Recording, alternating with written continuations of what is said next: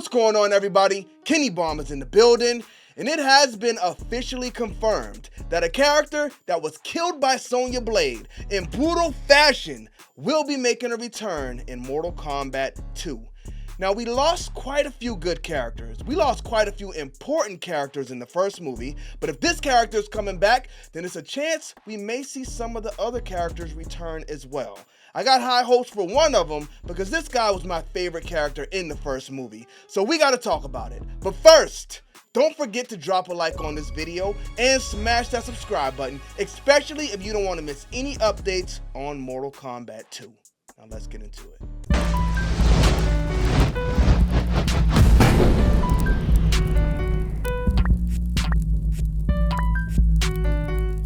Run, boy, they coming on. Alright, so I wanted to use some small video clips to make this thing a little bit more exciting, but I did a test upload and WB said, that's what you're not doing. So we gotta use pictures. Now we're gonna take a look at the arc of Kano because I think he was built up very well in this movie. The first time we were introduced to him, he was kidnapped by Sonya in his shack just as a normal man, but he had his arcana, the little dragon symbol that everybody needs in order to unlock these special abilities.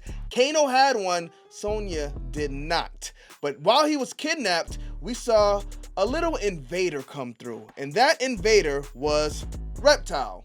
Now, speaking about characters who died in the Mortal Kombat movie, unfortunately, Reptile is one of them. Now, this is actually one of the characters I would like to see return, but I don't want to see him return in the form he was in the first movie. I want to see Reptile return as a man. Maybe this was Reptile's brother or his cousin. Maybe this was not Syzoth. Hopefully we can see Syzoth pop up down the line. If not in Mortal Kombat 2, maybe Mortal Kombat 3. But during this scene, we see Reptile grabs Kano's face, and this is when he starts to become Kano. Why? Because when Reptile grabs his face, he claws at it, and then we see Kano's face get not quite destroyed, but the placing of those scars and the way the camera zoomed in on his face to show them to us pretty much told us exactly where we were going with Kano. Now, even though he's a bad man and everybody knows it, he has the dragon symbol, which means he is one of Earthrealm's chosen warriors. So he gets to train with Raiden, Cole Young, Jax, Liu Kang, and Kung Lao. Another character who had no business dying in this movie, but he still got his soul sucked. Hopefully, he gets to come back in Mortal Kombat 2 as well. But anyway, after a whole lot of unsuccessful training, the guys sat down to enjoy some dinner.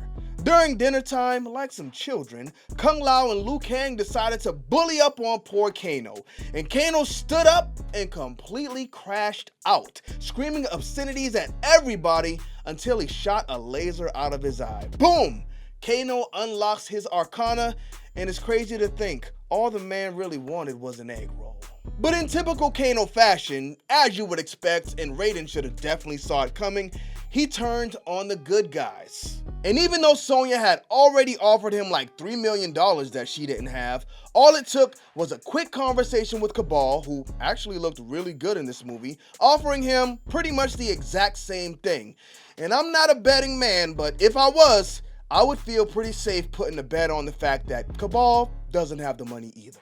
But before we get back to Sonya's shack where Kano saw his final conclusion, there's one more very important scene we need to mention because apparently this is something we may be revisiting in the second movie. There was a scene where we saw Kano pick up Shinnok's amulet. Now we all know how powerful this thing is, so why wasn't it locked down in some laser machine? I have no idea. But Kano was trying to steal it and Liu Kang saw him and he was just like, bro, what are you doing? Just put it back.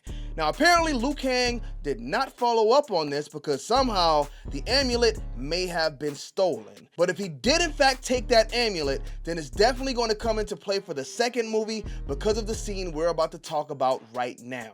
So after turning on the good guys, Kano heads back to Sonya's shack where they get into a bloody beatdown, drag out, nasty brawl. And it looks like Kano's going to get the best of her. But Sonya notices that same gnome we saw earlier in the movie. She grabs that gnome and she stabs it in Kano's eye. Now, it's important to note that she stabbed it in his laser eye. And we always know Kano has this metal plate in his face. So when she did this, I was like, Pretty interesting spot she stabbed that in. I don't think Kano's dead. But then we saw Kano kind of go limp.